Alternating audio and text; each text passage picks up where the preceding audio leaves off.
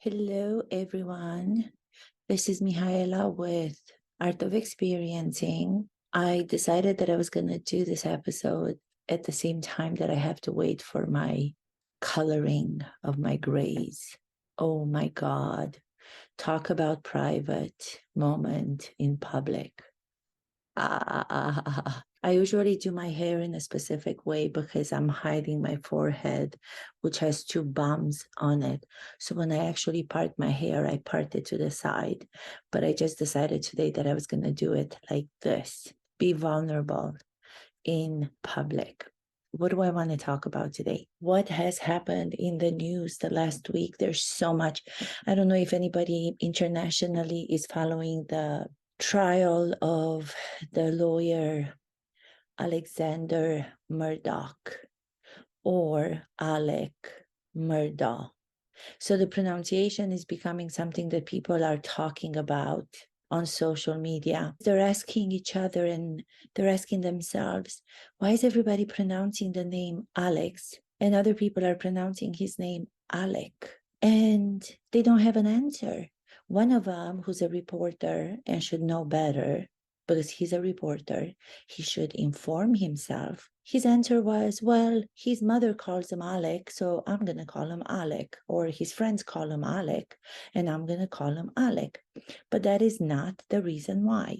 The reason why his name from Alexander is sometimes being pronounced Alex and other times Alec is because of the phonetic pronunciation. If you say Alex, if you go phonetically to try to decipher what X in Alex is, if you pay attention to the two sounds that form the letter X, they would be Alex. So what would those two letters be phonetically? K, right? Alex, kısı. So X equals kısı. That's why some people with knowledge or some people without knowledge subconsciously call him Alec from Alex. So they don't go to the S. They don't go to the second letter of X. They just go Alec. Alex, Alec. Do you get it? That's why. Why do I have to do this when I don't even have viewers and I'm giving so many gifts to so much and I don't have viewers on my channel? But then others, those who are appearing on all these amazing programs, and they get so much money to analyze, to do analysis on so many different subjects, they get to be without knowledge and they just come up with their own understanding of why. Doesn't make sense. Why are there more people watching information out there that doesn't have the base in the research? Why can somebody, a journalist, say, oh, I'm going to call him Alec when the question was asked, why is it Alec and why is it Alex? Why are there two pronunciations? And he says, well, his mama calls him Alec, so I'm going to call him Alec. No, that's not why. It's because phonetically, kısı equals X. So if you stop the S, it becomes Alec. To me, it makes sense to me. As soon as I heard it, I said, yes, it makes sense to me. Oh my goodness. Am I going to put this on? Am I going to have the courage to put this video on where you guys see me like this? I don't know. I'll think about it. So I've been watching the whole entire trial so far. And there's a lot of people out there saying, well, what does an acting coach have to do with a murder trial? Alleged. He's allegedly murdered his wife, Maggie, and his younger son, Paul, in the most gruesome way that you can possibly imagine.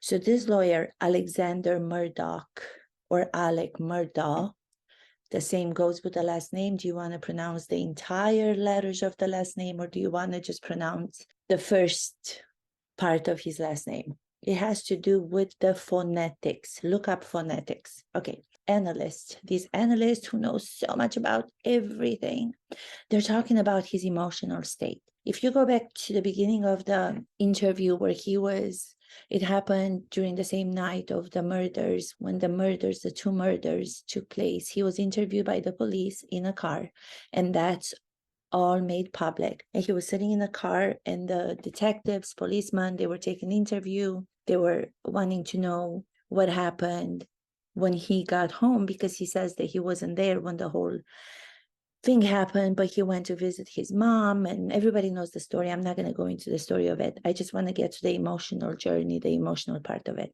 So they're looking at him and they're saying, well, there are real tears that are falling down his cheeks, and he seems to be very emotional. Therefore, we have to believe him that he doesn't have anything to do with it, because he's saying that he doesn't have anything to do with it. He's saying that due to what happened previous with his son, Paul, and the boat accident where Paul was driving the boat, and there was this beautiful young girl that accidentally, due to his driving, fell in the water and she passed. So he's trying to say that people who headed in for Paul were the ones who maybe came on the property while he was visiting his mom and killed his wife and Paul, his son. And the way that he's describing it, the way that he's doing the interview in the car when the police is asking him all these questions, if you pay attention from an acting perspective, if you pay attention to his emotional journey in that interview, there's so many signs that he's not telling the truth. These analysts have no idea of what emotional truth and real crying looks like. They just take that real crying with real tears and they assume it is real. Well, in acting, if someone is on a stage, or if someone is in front of cameras, if I were in front of cameras, or if I were in front of people on a stage, and I would cry real tears the same way that Alex Murdauch, is crying, I would be stopped by the moderators of that session. And the reason why I would be stopped is because they would ask me to stop manipulating my emotions. So the manipulation of emotions is not even allowed in acting. When you're actually portraying characters in a fictional story. So it's not life or death situation as is in this case. It's not even a reality-based story like this case is, but it's a fictional story with a fictional character. And as an actor portraying that character, I would be stopped and I would be asked, stop. I would be asked why I'm trying to cry, because that's exactly what he's doing. He's trying to cry, and how does he do that? What do I mean by manipulation? If you're putting yourself in a position that's a physical position, which is the way that he is lowering his shoulder and he's bowing his head, his face is somewhat lowered, not too much.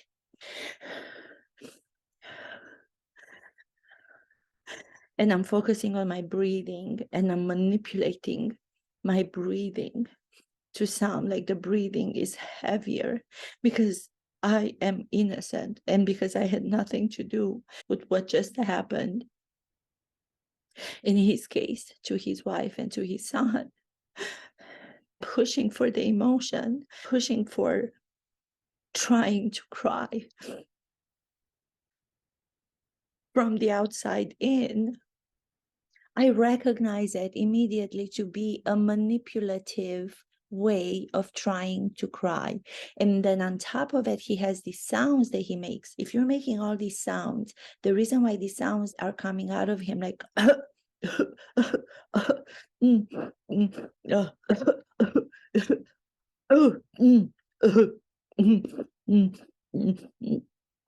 that also is a way of trying to make yourself cry. The reason why those sounds are so effective to help himself to cry is because we as people, we are not feeling comfortable with making sounds. We do not in everyday life, even in a situation where we cry, we do not make those sounds. So those sounds, when given voice, it will make the other people, the policeman in this case, the detectives, believe that there's something really wrong, that he's actually really, really saddened by the whole experience of what happened, by the whole event. Even the detectives, even the policemen, they're not trained to recognize real crying from manipulative crying. They're not trained. Actors are trained so much better than detectives. Actors are trained so much better than so many other people to be able to distinguish between the manipulative emotion and the real emotion. So when he's letting those sounds out,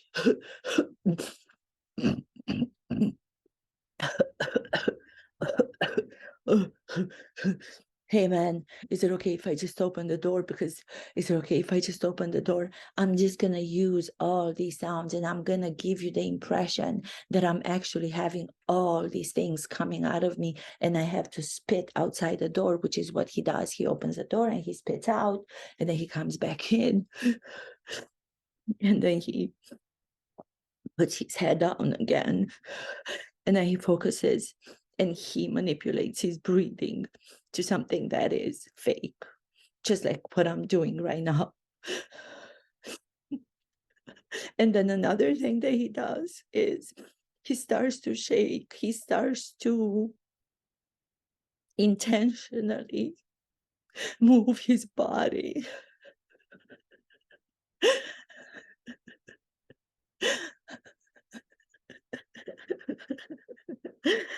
with the sound. So it's the body now plus the sound that's coming out of him, which are sounds again that we don't hear every day, which surprise detectives because they're not everyday sounds. And he's moving his body in a way that's going to make this tremble in his voice. Oh my God. I am so sad by everything. I am innocent. And I'm not saying that he's guilty because that's why the trial is going on. You know, in the United States of America, everybody's innocent until proven guilty. So I'm not saying that he is guilty. I'm not saying he's innocent. That's not what I'm talking about.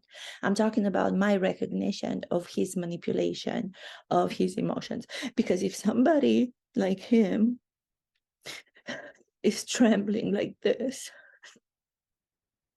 eventually, if you do it long enough, and then on top of it, you allow the images of what he had just witnessed in his version of the story, even if the version of the story is that he came home and he found his son and his wife murdered by somebody else, by two people, because there were two guns, which I think that's the smartest way to go about doing it, because that's automatically giving the impression that there had to be two people, two killers.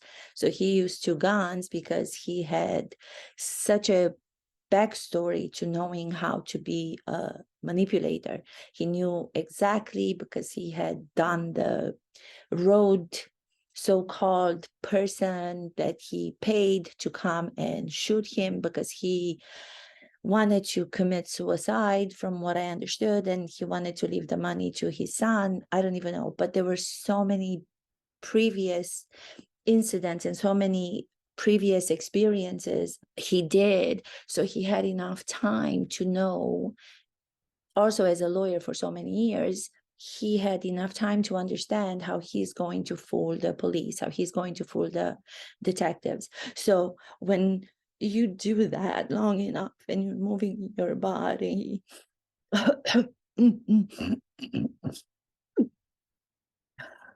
and then you allow the image in your head to be of what you had just witnessed in his version, the two people from his life, his wife and his son. I'm using those images and I don't even know these people. So imagine for him knowing these people. It doesn't even matter if he tells the truth or if he doesn't tell the truth. If you allow those images of how those people were lying on the ground, dead,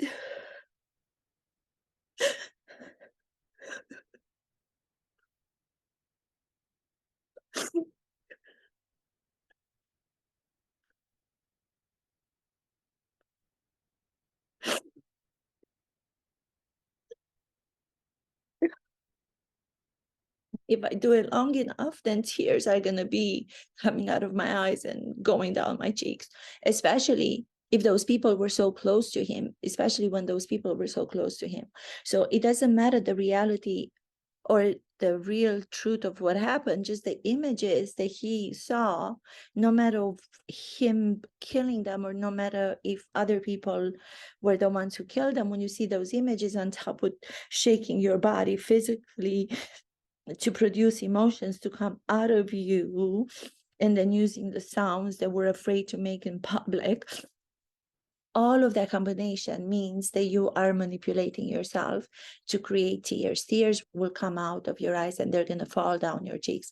And then when those analysts, they have no knowledge of understanding the difference between the manipulative behavior of someone or the real behavior of someone, they will take that to be the honest truth. And they will say, oh my God, he was for real crying and, he maybe is innocent. Oh, the same thing that happens during this whole interview. Another giveaway is while he's trying to do that, when he's very sure of what he's talking about and he doesn't have to pay attention because he's so sure of the story that he's going to tell to the detectives. But then when he's being caught by surprise, he forgets to do that combination that I just spoke about. And then he will pay attention to the detective. For example, if somebody is for real experiencing all those emotions in the moment, he's not going to have enough time like he does to say, oh, I went to touch them. Yeah, I went to touch them. But I was careful. I just tried to not touch them as much. I just tried to not touch them as much. When would you have the opportunity for your mind to be so clear to say, I took into consideration the fact that this is a crime scene and I paid attention to the fact that this is a crime scene and I didn't want to create a difficult task for you, so I didn't want to contaminate the scene.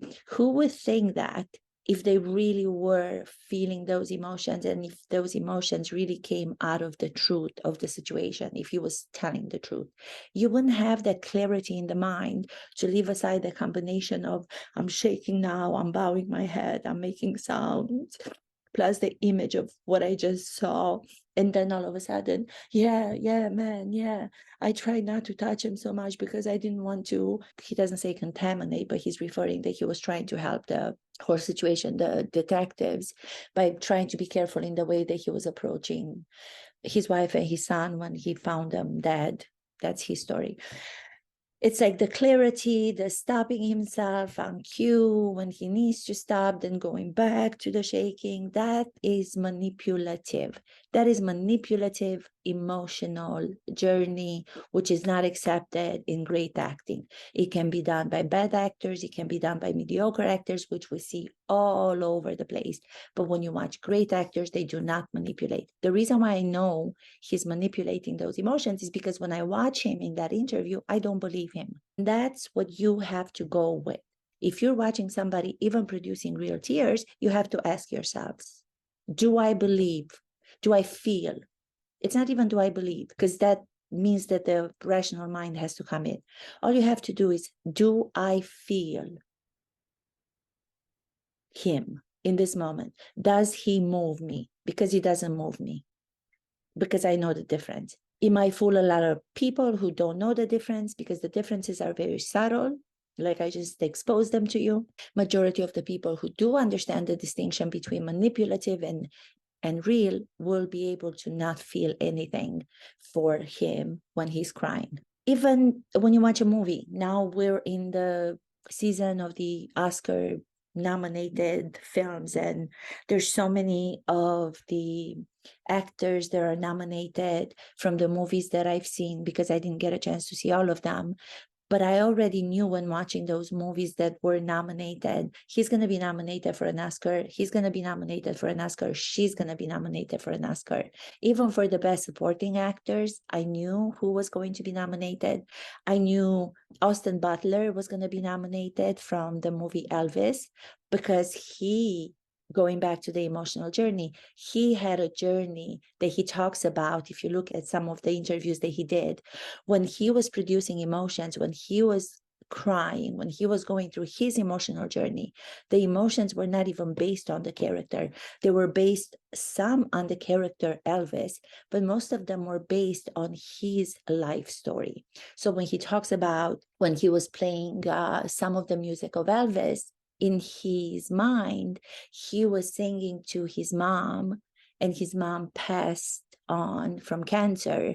So even though he was portraying the character, the real life Elvis, when he was doing his preparation, when he was doing his work for the character of Elvis, he was relying on his personal life story. He was relying on his grief and his loss of his mom, whom he loved, as any of us would grieve if, God forbid, somebody that we love passes on. So the reason why he moved me, and I knew that he was going to be nominated for an Oscar, is because even before I watched him talk about the fact that he was singing to his mom, the songs that may seem at first that they should be addressed to a lover or they're addressed to the audience, for him it was personal. So that's why when I watched him, I was moved to tears, even though I didn't know that he was thinking of his mom, because they came from an original, authentic, personal truth that he was going through. So I knew he was going to be nominated. The next one that I knew was going to be nominated was Cate Blanchett in the movie Tar. For her, the reason why I knew she was going to be nominated is because she did the same thing, but in a little bit different way. She went out of the box in the way that she was interpreting this character that was a conductor of an orchestra. She didn't just conduct the orchestra in a way that's plausible and in a way that any bad or mediocre actor would do it, with like a polite way of just conducting, the way that we see some of the conductors. She went from somewhere inside of herself. She tapped into something inside of herself. And when she was conducting, she allowed her whole being to involve her whole body, her whole humanity into the way that she was conducting, because she's smart enough as an actress and she's great enough as an actress to know that conducting to her character is the same as depending on the lifeline. So I'm sure that she substituted that conducting to be a fight for something that was really meaningful in her life. And if she doesn't put all of her being into it, if she doesn't put all of who she is into it, physically involving her body and her head, if she doesn't do that, going back to the primitive, animalistic dependence on life or death, whatever that was to her in her personal life, I don't know, because she doesn't talk about her process as an actress as much as Austin Butler does. But I'm sure that it was something that she probably thought, if I do not continue to keep my job as a conductor, which is my passion, which is everything, she could have related it to, what if I never get to act? And acting is everything for her, aside from her family, I'm sure. But you had to substitute it. You have to personalize the fictional story to your personal understanding of what that could be for you. So when she conducts, and I feel that her life depends on her keeping that job, and that's when it moves me. It comes from a place of personal, authentic, original truth. It's not, I'm just going to pretend emotions and I'm just going to go and conduct and move my body in a way that's going to be so big. No, it's got to be sustained by something that is so personal, and the consequence of you losing it is life or death situation. The consequence of you losing it is life or death situation. Those have to be the consequences. The stakes of that have to be really high. Another one that was nominated from the Best Supporting Actors was Michelle Williams in The Fabelmans. was because she allowed herself. There's one scene when I knew, I'm like, she's going to be nominated for this. There's a scene where she does this dance and she shows herself in a way. It's almost, I think she used the animal exercise. I don't know because she hasn't talked about it. These are only my interpretations. These are only my opinions. As always, when I talk about what I see and when I try to break down my interpretation and my analysis of what I believe and what I see, having had experience of so many years. When she does the dance, she be so vulnerable, the way that she reveals her heart through the dance in front of the family, therefore in front of us, the audience who get to watch her vulnerability, her fragility. She's so fragile in the way that she explores that dance, and she's so unafraid to show her vulnerability and her need to be loved. So I knew from that dance, because she, again, went to a place where who knows what she had to deal with. I mean, she was the actress who was married to Heath Ledger, wasn't she? She was the same actress that who knows what kind of personal stuff she had to go through, where she could address that vulnerability in the dance, coming from a place of authenticity and truth in her personal life. And then there's the guy from the same film, I forget his name, in The Fabelmans. He only has one scene and he was nominated for a Best Supporting Actor. And I knew he was going to be nominated. And I was watching him. I'm like, oh my God, it doesn't matter that you have a scene. It doesn't matter that you are in the entire movie. It's about implicating your whole self, your body, your soul, your heart, your brain.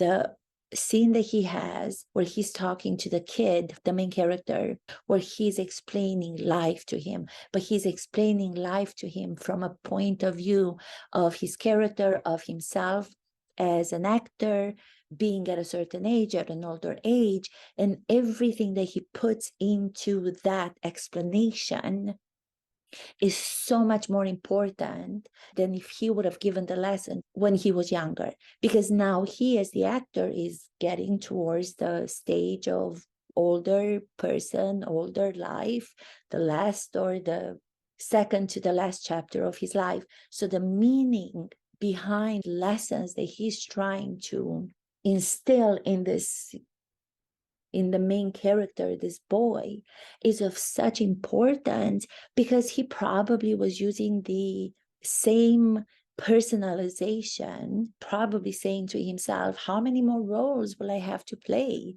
I'm already an older actor.